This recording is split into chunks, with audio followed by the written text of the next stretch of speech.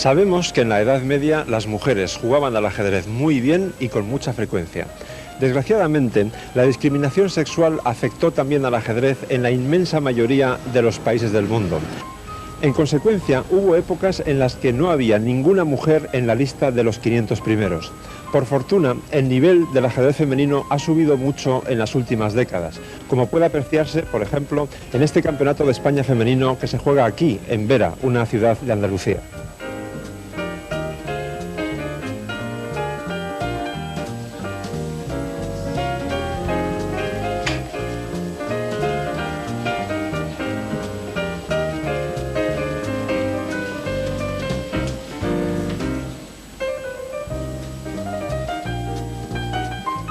¿Qué hacer para elevar el nivel femenino en ajedrez?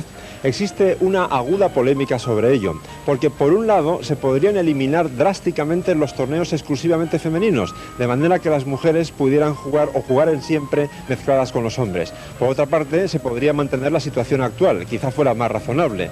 Hay torneos femeninos, pero las mujeres que lo desean pueden jugar torneos mixtos. Hemos pedido varias opiniones al respecto.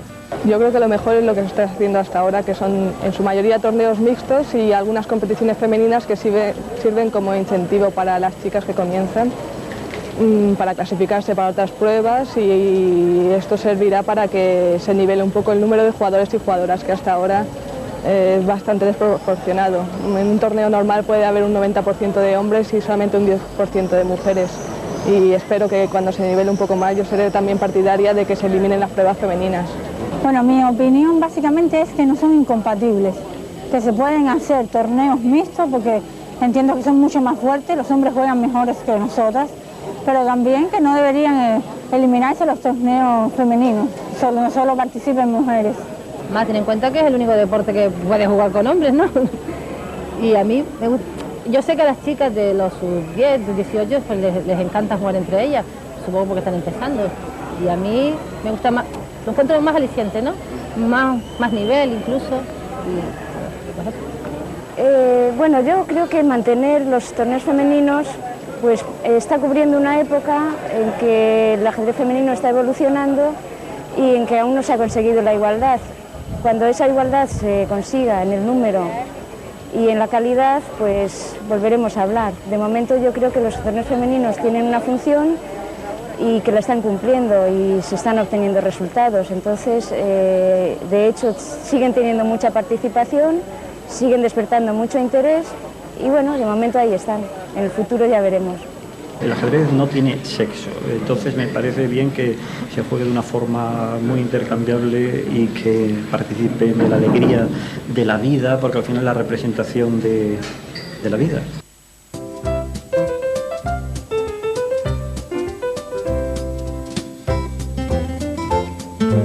Entre los diferentes tipos de finales de partida, hay uno que requiere una técnica muy peculiar. Es el llamado finales de alfiles de distinto color, que se refiere a la situación en la que uno de los bandos tiene un alfil que circula por casillas blancas y el otro bando un alfil que circula por casillas negras. De algún modo es como si los alfiles tuvieran una acción paralela, o dicho de otra forma, como si cada uno hiciese la guerra por su cuenta. Eso produce una tendencia bastante clara hacia el empate, porque cada uno de los alfiles solo puede controlar la mitad de las casillas del tablero. Sin embargo, no conviene fiarse demasiado de eso, no conviene generalizar, porque este tipo de finales también suelen esconder sorpresas realmente agradables, sobre todo para el bando ganador. Aquí tenemos un ejemplo que nos ha parecido muy significativo. Juegan las negras, por supuesto, porque este alfil está atacado por el rey y hay que tener sobre todo muy en cuenta que las blancas tienen estos dos peones pasados y ligados en las columnas A y B. Pero fíjense también que esos dos peones están controlados en principio por este alfil en la gran diagonal blanca. Antes de mostrar jugadas concretas, quiero resaltar un truco muy frecuente en este tipo de finales que consiste en entregar algún peón, porque el material no siempre es lo más importante, para abrir vías de penetración, sobre todo para el rey, que es lo que vamos a ver ahora. Como he dicho, juegan las negras y por lo tanto aquí la forma de hacer tablas era rey F5. Aquí las blancas podrían jugar, por ejemplo, alfil F8, atacando ese peón y, sobre todo, abriendo la vía de penetración para el rey blanco, rey D4. Supongamos que las negras van, por ejemplo, al rincón, rey C5, pero aquí viene la clave del asunto. Rey E6 y el rey blanco nunca puede penetrar porque la colaboración del alfil y del rey negros impiden que pueda pasar más allá. Quiero decir, este alfil está controlando las casillas B7, C6 y D5 y el rey puede controlar las negras, que son E5, D6 y C7. De forma que el alfil controla las casillas de un color y el rey las del otro. Y no se puede progresar con las blancas, porque si rey B6, rey D7. Y difícilmente se puede hacer algo más. Supongamos hipotéticamente que conseguimos la mejor posición de las posibles, con el peón ahí. Bastaría colocar el rey ahí y mover la diagonal, mover el alfil por la gran diagonal blanca para que las blancas no puedan progresar nunca. Por lo tanto, esta posición sería tablas. ¿Por qué he dicho sería tablas? Porque en realidad la posición inicial que les he puesto corresponde a una partida del torneo de Groningen de 1946. Las blancas las llevaba Max Euwe y las negras Janowski. Y en realidad Euwe ganó esta partida. Porque Janowski, en lugar de jugar rey F5, como hemos visto, hizo una jugada aparentemente neutra. Aparentemente no estropea nada. Jugó alfil G2. ¿Qué es lo que ha cambiado? Que ahora las blancas pueden abrir un nuevo frente de batalla. Juegan rey F4 y hay dos preocupaciones para las negras en lugar de una. Ya no tienen que preocuparse solamente de estos peones pasados que hay en este flanco, sino también de que el rey pueda penetrar en el flanco de rey. Y entonces, si se consiguiera un peón pasado en este flanco y otro en el flanco de dama, ese tipo de finales ya casi siempre son perdedores. Porque claro, por muchos alfiles de distinto color que haya, es muy difícil que un alfil pueda controlar a la vez peones pasados que estén en flancos opuestos, porque basta sacrificar uno para coronar el otro. Ese es, digamos, el meollo de la partida en este momento. Así que Euwe juega rey F4, las negras jugaron G6, y lo primero que hizo Euwe fue jugar G4 con una idea muy clara. La idea consiste, la amenaza consiste en tomar en H5, G por H5, G por H5, después jugar rey G5 atacando el peón que habría quedado aquí, y si las negras lo defienden con el alfil desde F3, ese alfil estaría sobrecargado, estaría defendiendo este peón y evitando la coronación del otro. En el momento más oportuno, las blancas coronarían aquel peón, sacrificándolo, y después de alfil por dama, seguiría rey por peón, y conseguiríamos lo que habíamos perseguido, un peón pasado aquí y otro en el otro flanco, y las blancas ganarían. Por lo tanto, las negras tienen que tomar aquí. Siguió rey por G4, alfil H1, jugada de espera, rey G5, atacando el peón, rey F7, alfil D4. Y aquí vemos que Euwe tiene las ideas muy claras. ¿Qué quiere hacer? Quiere llevar este alfil a F6 y después, de una forma muy habilidosa que veremos, montar una batería, una colaboración entre el alfil que está ahora en D4 y este rey, de manera que el rey negro no pueda pasar a aquel lado. El rey negro va a tener que estar atado a la defensa de este peón, por lo que hemos dicho antes. No podemos destinar al alfil a defender el peón, porque entonces estaría sobrecargado, tendría que preocuparse también de la coronación del peón que está en A7. Así pues, después de rey F7, alfil D4, las negras no pueden hacer nada mejor que seguir haciendo jugadas de espera. Primero hay que colocar los peones en las mejores casillas, B4, alfil G2, B5, alfil H1 y llegamos al momento importante, alfil F6. Ya hemos dado dos pasos en nuestro plan, ahora lo que falta es trasladar el rey blanco al otro lado para poder ganar la partida. Alfil G2, seguimos haciendo jugadas de espera, pero de repente vemos que en la tercera fase del plan no es nada sencilla, porque el rey no puede pasar hacia allí, no puede venir hacia aquí porque perdemos el alfil. ¿Cómo progresamos? Es en este momento cuando el valor del material se convierte en algo muy relativo. La jugada es H5, entregando ese peón. Hay que jugar G por H5 y ahora rey F5 y misión cumplida, porque ahora el rey blanco sí puede pasar hacia el flanco de dama y en colaboración con este alfil evitar que el rey negro pueda defender esa penetración. Es decir, si ahora, por ejemplo, rey E8, seguiría rey E6. Evidentemente eso es lo que más fácil se ve. Supongamos entonces que se juega, no sé, alfil H1. En ese caso, jugaríamos primero alfil H4, de forma que el alfil ya no quede atacado por el rey, y contra otra jugada de alfil, ahora ya iniciamos la penetración. y haga lo que haga las negras, no pueden evitar que el rey penetre, porque como ven, la acción del alfil cubre casillas importantísimas que cortan el paso al rey. De manera que ahora las blancas ya ganan muy fácilmente, llevan el rey hasta C7 y luego B6, B7, el alfil tendría que entregarse por el peón y el otro peón corona. Hemos visto que, aunque las apariencias a veces puedan resultar engañosas, la riqueza del ajedrez es tremenda. En posiciones aparentemente secas o muertas, de pronto uno encuentra petróleo.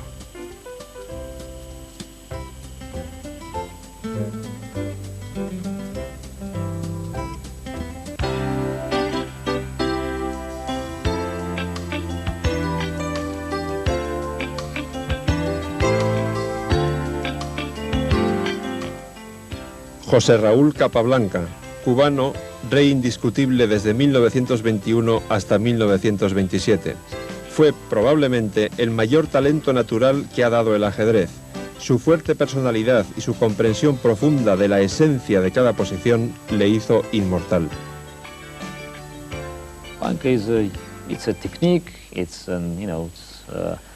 Bueno, es una técnica. Es un hombre tan agradable, un ajedrez tan agradable, todo parece tan fácil, todo va por sí solo, no hace falta pensarlo mucho. Es un poco superficial.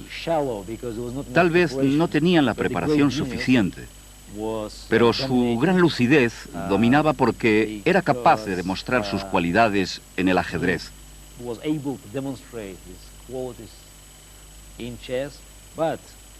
Y también era, probablemente, lo que se correspondía con una época en la que todo el mundo intentaba disfrutar de la vida después de una guerra terrible. Capablanca creo que es uno de los jugadores que más me han impactado. De los clásicos es el que más me gusta y uno de los libros que más he leído de pequeño era el libro El ajedrez inmortal de Capablanca. Pero no solo la parte técnica de él es de reseñar, sino que para todos los que hablamos castellano, creo que tenemos una predilección especial por él porque es el único que habla castellano de todos los campeones del mundo. Era un genio, pero él no podía explicar por qué jugaba así o ahí.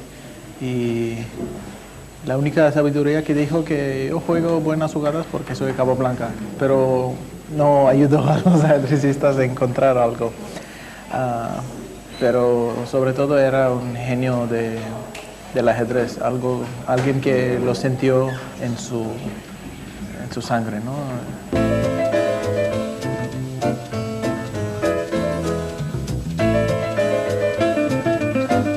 José Raúl Capablanca decía que el ajedrez debe empezar a estudiarse por el final. Sin embargo, muchos de los cursos publicados empiezan por un estudio sistemático de las aperturas. A nosotros nos parece que eso es un error, porque de poco sirve conocer de memoria un montón de variantes y saber que en la jugada 13 de una determinada las blancas tienen ventaja si no sabemos por qué tienen ventaja y tampoco sabemos cómo aprovecharla. Es decir, es absurdo estudiar las aperturas en profundidad si antes no se conocen bien las leyes fundamentales de la táctica y de la estrategia. Ustedes se supone que tienen ya unos conocimientos de táctica y de estrategia y ahora pasamos al estudio de las aperturas. Para entendernos podemos clasificarlas a grandes rasgos en tres tipos: aperturas abiertas, semiabiertas y cerradas. Eso va en función del grado de contacto de las piezas y de la forma de la estructura de los peones, si los peones están bloqueados o están en contacto o están separados, etc. Empecemos por las aperturas abiertas. Por ejemplo, la que se produce después de la variante abierta de la famosa apertura española, que como ya saben debe su nombre al clérigo Ruy López de Segura, que fue campeón del mundo oficioso o considerado como campeón del mundo en el siglo XVI. Después de A6, alfil A4, caballo F6 atacando el peón de rey en roque, la mayor parte de las partidas suelen seguir con una estructura cerrada, con B5, con D6, con alfil E7, etc. Pero hay una variante que se llama apertura abierta, es decir, variante abierta de la apertura española, que consiste en tomar ese peón. Y normalmente las partidas suelen seguir con D4, B5, alfil B3. Y ahora, bueno, hay varias formas de continuar, pero supongamos alfil E7 para el caso que nos ocupa, caballo por E5, caballo por E5, D por E5, alfil B7, ocupando esa gran diagonal, dama G4, atacando este peón de G7 y enroque corto. No vamos a continuar porque para lo que queremos esto sería suficiente. Esto es un claro ejemplo de apertura abierta y como su propio nombre indica, ustedes podrán comprender por qué. Las piezas tienen un contacto directo entre sí, no hay peones bloqueados, las diagonales están abiertas, las columnas están semiabiertas y pueden abrirse muy pronto. Es decir, aquí lo que prevalece es la táctica sobre la estrategia. Hay que calcular jugadas concretas y además hacerlo con precisión, porque al estar las piezas tan en contacto, cualquier error puede ser el definitivo. Esto sería una apertura abierta. Ahora les toca el turno a las aperturas semiabiertas y un buen ejemplo se puede sacar de cualquiera de las múltiples variantes de la defensa siciliana, que empieza con E4, C5 y ahora supongamos para este ejemplo caballo F3, E6, D4, C por D4 y caballo por D4. Bueno, aquí ya tenemos un elemento muy definitorio de lo que suele ser la defensa siciliana. Las negras van a tener esta columna C semiabierta y las blancas, como tienen más espacio en el flanco de rey, van a atacar seguramente en el flanco de rey. Después de C por D4, caballo por D4, lo más normal sería caballo F6 atacando el peón de E4, caballo C3 defendiéndolo y ahora, por ejemplo, D6. Insisto, la siciliana tiene muchísimas variantes, yo aquí enseño simplemente una para que nos sirva para entender lo que quiero decir. Alfil E2, caballo C6, alfil E3, las blancas siguen su desarrollo, las negras también, ambos bandos se enrocan. Y ahora, como he dicho, las blancas tienden a atacar en el flanco de rey, entonces una jugada normal podría ser F4, A6, controlando esta casilla para que el caballo no ataque más al punto de 6, rey H1 como una medida profiláctica porque esta diagonal está abierta y más adelante podría haber jaques peligrosos, y ahora supongamos dama C7. Bueno, creo que basta para explicar lo que quería. Esto es una posición semiabierta porque las piezas apenas están en contacto directo, salvo estos dos caballos, no hay ningún otro contacto directo de piezas, pero es muy probable que sí lo haya pronto. ¿Por qué? Porque las negras aquí suelen tener un plan, digamos, modelo, que es el de abrir el juego con D5, eso es lo que liberaría el juego, sacaría a este alfil del agujero en el que está.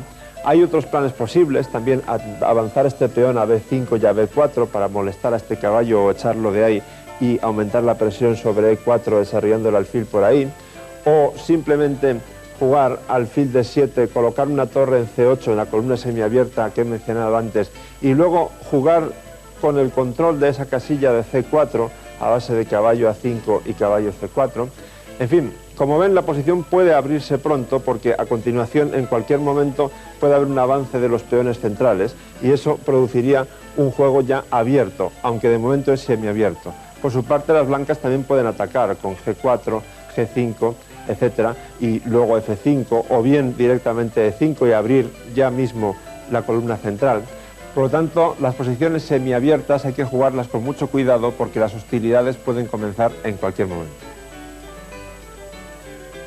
Para terminar, veamos lo que es una posición cerrada. Por ejemplo, la defensa Benoni contra la apertura del peón de dama. Aquí, después de C4, C5 y D5, las negras tienen varias posibilidades. Por ejemplo, si hicieran E6 estaríamos ante algo completamente distinto a lo que vamos a ver. Pero si juegan E5, después de caballo C3, D6, E4, ya tenemos este centro de peones bloqueados. Ahora supongamos G6, alfil D3, alfil G7, las blancas terminan el desarrollo del flanco de rey, las negras se enrocan y las blancas también. Podemos parar aquí porque es suficiente para haber demostrado que esta posición está cerrada. ¿Por qué? Porque no hay un contacto directo entre las piezas y además va a pasar mucho tiempo antes de que lo haya, previsiblemente. Aquí se trata más bien de un juego de largas maniobras. De alguna forma ambos bandos intentarán romper la posición, pero a muy largo plazo. Por ejemplo, las blancas tienen dos puntos de ruptura. Uno puede ser en F4, pero ese es peligroso porque si después de F4, por ejemplo, se cambian estos peones y las negras consiguen colocar ahí un caballo bien defendido, en realidad el remedio puede haber sido peor que la enfermedad. Por lo tanto, eso hay que tener cuidado antes de hacerlo. Es decir, hay que prepararlo con largas maniobras, con G3, por ejemplo, etc. Otra posibilidad es romper por el flanco de dama con A3 y B4. Eso también es posible, pero ¿qué ocurre? Que las negras, a su vez, también querrán romper o abrir el flanco de dama con A6 y B5, y a las blancas en un momento dado les puede interesar bloquear completamente el flanco de dama con A4 o incluso con A5, para después intentar abrir el flanco de rey, y cuando se juegue F4 en buenas condiciones, de forma que a las negras no les interese tomar, seguir con F5, bloquear también aquí y luego avanzar estos peones para atacar por el flanco de rey. Por lo tanto, como ven, esto es un proceso muy largo, de maniobras a muy largo plazo. ¿Qué aperturas son mejores? ¿Las abiertas, las semiabiertas o las cerradas? Bueno, eso es una cuestión de estilo. Si usted, por ejemplo, es un jugador agresivo, le gusta atacar, preferirá las aperturas abiertas o en todo caso las semiabiertas. Pero si es un jugador más bien estratégico, posicional, de largas maniobras, preferirá las cerradas. Eso sí, mi consejo es que ustedes primero estudien las abiertas, y eso tiene una explicación lógica. Para poder convertir en victoria una ventaja posicional, una ventaja estratégica, hay que dominar los recursos tácticos. De nada sirve tener ventaja si uno no sabe explotarla. Y para desarrollar los recursos tácticos, lo mejor es estudiar las aperturas y las partidas de posiciones abiertas, porque es donde está el verdadero cuerpo a cuerpo. Primero, tenemos que identificar cuál es nuestro propio estilo. Estudiando diferentes partidas, podemos tener ciertas preferencias. Algunos preferirán seguir a Capablanca o a Karpov, y otros a Liogin, Fischer o Kasparov. Bien, cuando sabes bien cuáles son tus preferencias, si te gustan las posiciones cerradas, las complicaciones, o si prefieres ganar ventajas en posiciones mínimas, entonces puedes plantearte las aperturas.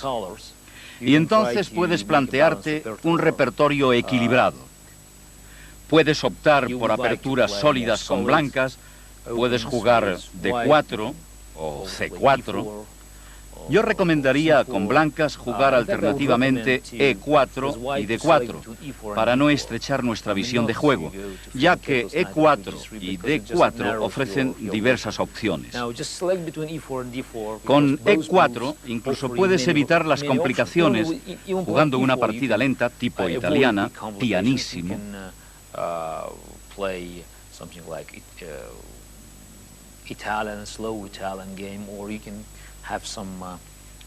o la Ruy López cerrada, y claro está, con blancas también puedes optar por esquemas agresivos.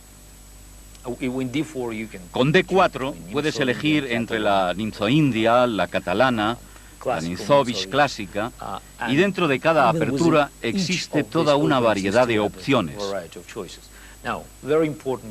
Algo muy importante al elegir una apertura es que hay que estudiar partidas con la apertura que elegimos, y enseguida sabremos si nos gusta el tipo de lucha que se produce en el medio juego.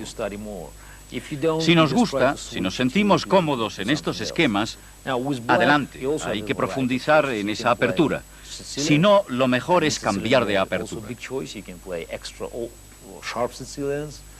Con las negras también tenemos una variedad de opciones. Podemos jugar la siciliana y dentro de ella variantes atípicas, cerradas o posicionales, como la Paulsen, o también la Ruy López, que es más sólida, más posicional, o la francesa. Siempre con negras también puedes optar por defensas más raras, como la Pirc o la Liogin, porque a veces con negras tiene sentido utilizar aperturas menos habituales que puedan confundir al oponente. Contra D4 hay una gran variedad de opciones, pero eso dependerá del estilo que tengamos, de nuestras preferencias. Si nos gustan las complicaciones, podemos provocar un gambito, entrar en una defensa india de rey, y otras más posicionales, la Ninzo-India, la holandesa, el gambito de dama, y dentro de este, la Merano, aunque la Merano da lugar a un juego más agudo que posicional. Hay una gran variedad. Podemos consultar los programas de ordenador donde están todas las partidas de Karpov, Kasparov, con aperturas modernas. Yo recomendaría que se reprodujeran algunas partidas típicas para comprender si se adecúan o no a nuestro juego y luego estudiarlas con calma. Ahora es más fácil que hace 10 años, porque los ordenadores nos facilitan el acceso a la mayoría de las partidas importantes.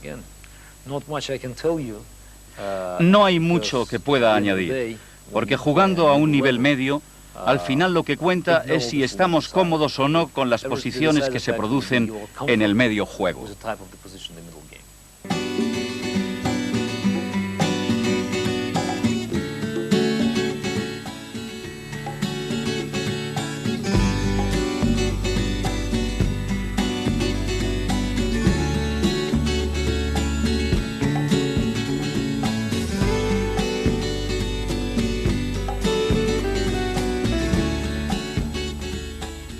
Estas valiosísimas piezas de Lladró son de porcelana y requieren una técnica muy sofisticada en su producción. Son muy difíciles de hacer. Por eso nos ha parecido que eran la mejor referencia posible para hablarles de una partida preciosa, pero también tremendamente complicada. Hasta el punto de que me voy a limitar a explicarles las variantes más fundamentales, porque si no nos volveríamos todos locos. Ahora les invito a viajar mentalmente a Leipzig, que entonces estaba en la República Democrática Alemana. Estamos en 1960, se desarrolla en esa ciudad la Olimpiada de Ajedrez y nos encontramos en los prolegómenos del encuentro cumbre, Estados Unidos-Rusia. Las relaciones de los dos países eran nefastas en aquella época, ya saben, la Guerra Fría, y los primeros tableros de los dos equipos están defendidos nada menos que por dos de los mayores artistas que ha dado la historia del ajedrez en más de 16 siglos. Me refiero a Bobby Fischer y a Mikhail Tal. Fischer tiene en ese momento solo 17 años y está muy enrabietado porque un año antes Tal, en el torneo de candidatos que se jugó en Yugoslavia, le había ganado por 4-0. Él mismo comentó: no comprendo cómo Tal me puede ganar por 4-0. De modo que tenemos a un Fischer muy joven, muy quemado, con ganas de morder y con las piezas blancas. E4, E6, D4, D5, defensa francesa.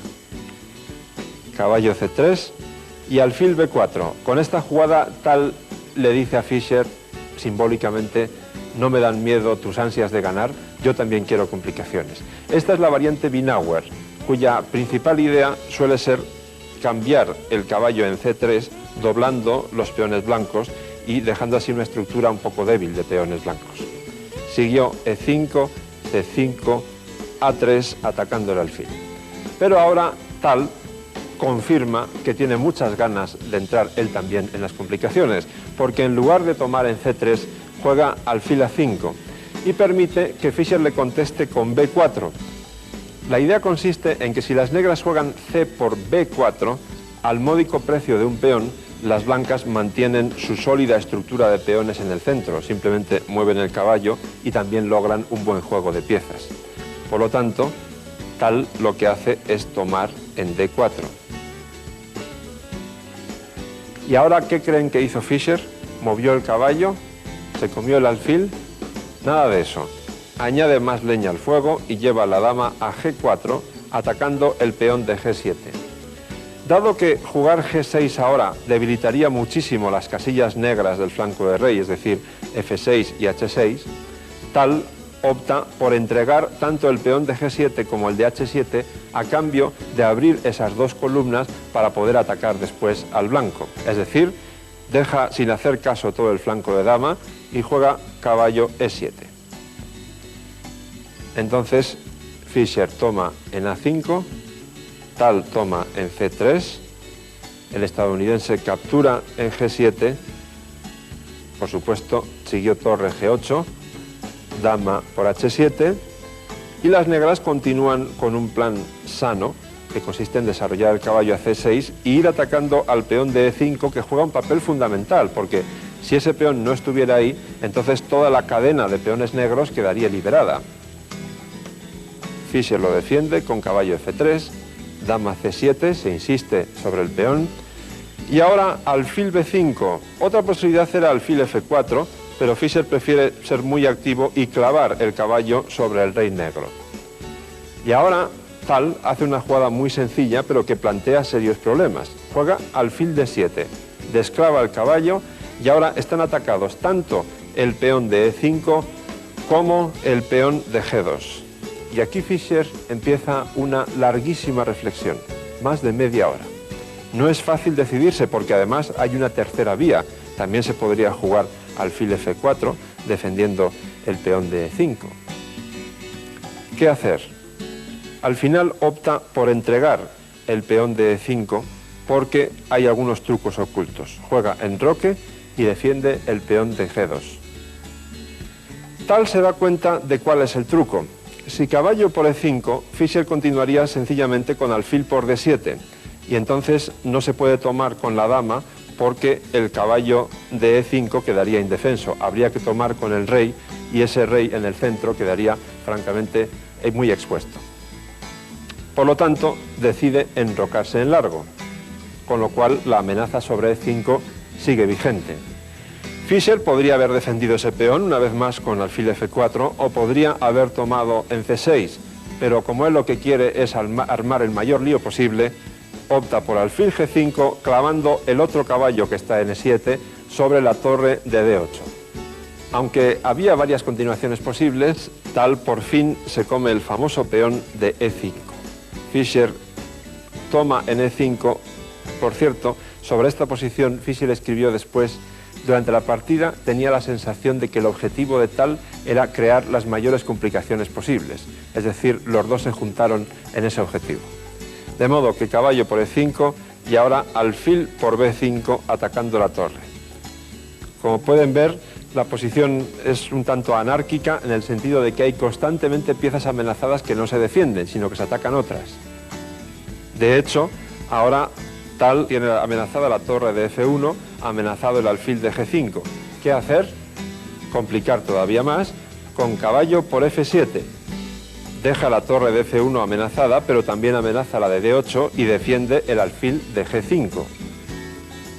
Tal toma en F1, Fischer toma en D8, el soviético captura el alfil en G5 y Fischer saca el caballo de la octava fila tomando el peón de E6 y atacando al mismo tiempo la dama y la torre. Por supuesto, Tal no desaprovecha la oportunidad de tomar en G2 con jaque, pero ojo, aquí hay que tener mucho cuidado dónde se pone el rey, porque la jugada natural, rey por F1, es muy peligrosa. Seguiría torre por H2 y si caballo por C7, torre por H7 y a pesar de que han desaparecido las damas, las blancas quedan perdidas porque las negras amenazan al mismo tiempo el caballo de C7 con el rey y el jaque en H1 con la torre que capturaría la otra torre de A1 que ha quedado indefensa. Es decir, las negras ganarían claramente en esa posición o bien después de, repito, rey por F1, torre por H2, la dama mueve en lugar de capturar con el caballo en C7, entonces seguiría torre H1 jaque, rey G2, dama H2 jaque y en muchas variantes las negras pueden ganar. Por lo tanto, Fischer tiene que jugar rey H1, eso es lo que ocurrió en la partida. Tal movió la dama a E5, torre por F1, liquidación general, dama por E6, rey por G2, no hay más remedio, y ahora dama G4 jaque, y se acordaron las tablas porque el jaque perpetuo, la repetición de jugadas, es inevitable. Rey H1, dama F3 jaque, rey G1, dama G4 jaque, rey H1, etc. Estoy convencido que esta partida es un ejemplo perfecto para demostrar que en ajedrez el empate no es sinónimo de pacifismo.